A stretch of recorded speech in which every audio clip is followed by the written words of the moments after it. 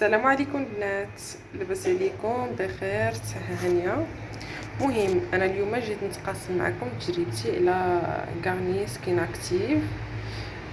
كنت شفتو ديجا في الفيديوهات، شفت الناس كيشكروه، عجبهم، قالوا بلي راه كيفتح.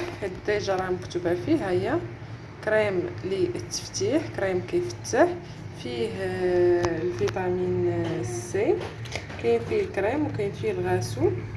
انا شريت هاد الكريم.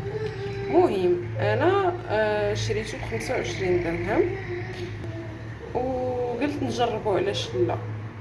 اون فوا درتو واحد بداني واحد الحريق في وجهي، بحال وجهي كياكلني، بحال داك الشكل ديال الماكله في وجهي.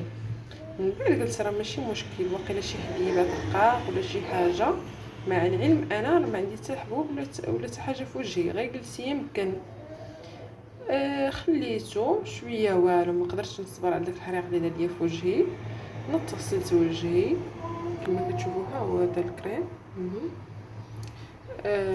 نط غسلت وجهي، درت كريم ادغاتون. المهم قبل ما ندير الكريم ادغاتون ديالي بقيت صابره شحال والو، ما فاتنيش داك الحريق. درت كريم ادغاتون ديالي، المهم كريم عادي كنديرو ديما، ما عندوش دي زيفي، مجرباه زعما والو. المهم اليوم يومين وما فاتنيش داك الحريق، وغير حابسه راسي باش ما نحكش وجهي، باش ما نجرحوش ولا شي حاجه. المهم انا تقاسمت معكم التجربه ديالي.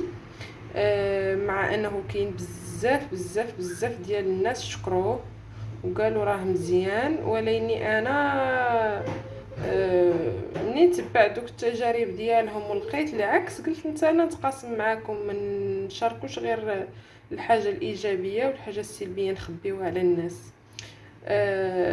نتمنى تكونوا استفدتوا من هذا الفيديو، وشكرا.